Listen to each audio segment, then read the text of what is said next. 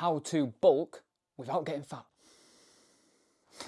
What's going on, guys? Welcome back to the channel. Hope you are doing good. Now, I am currently about 9 months into my current gaining phase, or for lack of a better term, bulk. And I've managed during the 9 months not to get fat, which I think is something that most people aren't able to do. So I thought it would make sense to do a little bit of a vlog about how I've managed to go through a 9-month gaining phase and still be able to see my abs. Now, this is where I'm currently at. This is my current condition after one of my most recent workouts. And this is after 9 months of eating in a calorie surplus, of training consistently, of not eating the cleanest foods in the world every single day. But for 9 months and for 15 kilos up since I did my photo shoots and shows at the back end of last year, we're not looking too bad. Now, to get to this point, over the last 9 months, I have had to be in a consistent surplus, and there has been a few things going on with different strength style training, introducing running for the first time in about 10 years, which has obviously affected my calorie expenditure and all those kind of things. But the one consistent thing has been my intake has always remained in a surplus. As of right now, I'm at about 220 grams of protein a day, 500 grams of carbs a day, and about 70 grams of fats a day. So it works out around 3,700 calories per day. So for 9 months of gaining and still being in a relatively okay condition while seeing progressions in the gym, you might be wondering, how the hell have I been doing it? What have I been eating? Have I been doing the traditional dirty bulk, or have I been trying to do the clean bulk? So I'm going to tell you what I think is the best way to do a bulk, in my opinion. Now, I have tried to do bulks countless times over the years, and traditionally they have gone very, very wrong for one of two reasons. This is probably the main two reasons why most people don't build the muscle that they expect to build in a bulking phase. Whenever you ask anyone what the goal is, it's always going to be, I want to build some muscle and lose some body fat, or I want to build some muscle without gaining body fat. Unfortunately, unless you're willing to stick a needle in your ass, that is not going to happen. But there are ways you can definitely control it, and I was not doing this the correct way for so many years. So out of the two popular ways that it usually goes wrong, number one is you put yourself into a dirty bulk. Everybody has done this at some point. You've definitely given this a go at some point. You started to feel a bit small. You've decided you want to push things, gain some muscle, get as strong as you can. So you just decide to eat everything in sight because it's a dirty bulk. Meals out, takeaways, 5 guys after a leg day, doesn't matter. You're just going to try and eat as much food as you possibly can, thinking that's going to help you put on as much muscle as possible, as quickly as possible, and get you as strong as possible.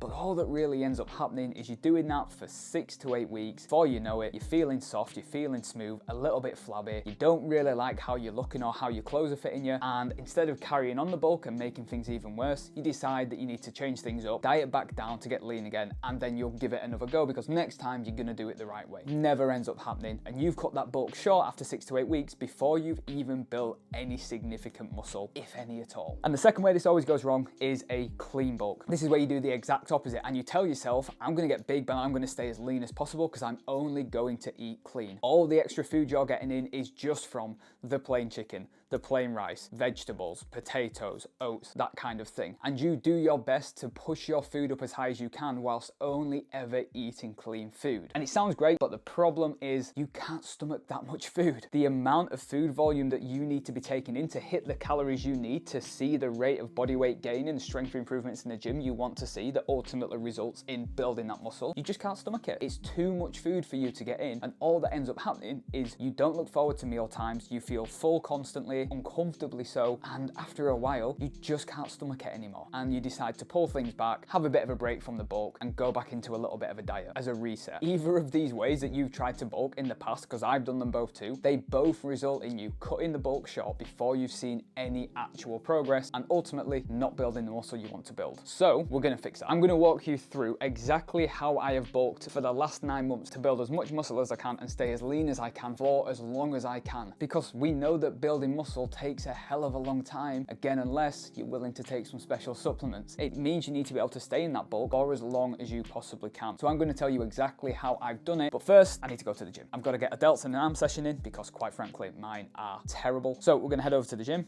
I'm going to bring you through my delts and arm session in a minute, then I'm going to come back and I'm going to talk you through how I run that bulk and the kinds of foods that I actually eat, so whether I do it dirty or whether I do it clean. So we're going to head over and go and get that done.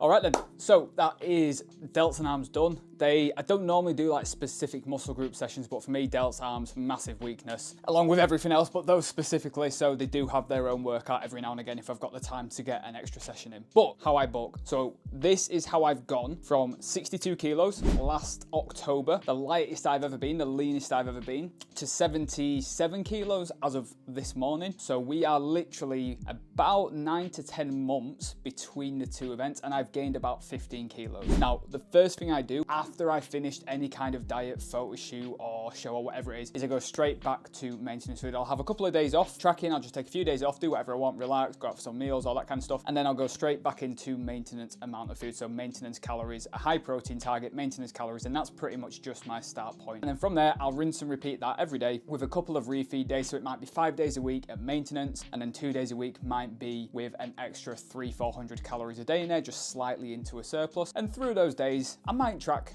everything and be quite accurate with my refeed day with those extra calories, or I might just take a meal off and I might just go out for a meal or get a takeaway or have a few snacks through the day. Because the diet's done, I want to get that flexibility back. So a little bit more flexible, but it's still 80% tracked and on point throughout the week with a few more enjoyable things worked in around it. And then from that point onwards, overall as a general, if you're wanting to stay as lean as you can and build as much muscle as possible in your bulk without getting fat or anything like that too quick, you only really want to aim for 1% of body weight gain per month. So I start at maintenance, and like I said, my food choices aren't all super clean. You've just seen I'll have some toast and jam after a session, I'll have some cereal after a session, I'll work in little bits of chocolate or some sweets, I might have an occasional brownie or something like that I might not track, and that stuff's all fine because I'm not actively trying to have dirty food every single day. I'm just having little bits here and there, the odd meal out, the odd treat, that if I can track I will, but if I don't want to I won't, and that might only make up, like I said, 20% of the food choices for my week. And the rest of the week, my meal choices are pretty much the same as when I'm dieting. They're just higher food volumes. A lot of my meals will consist of either rice or potato or pasta.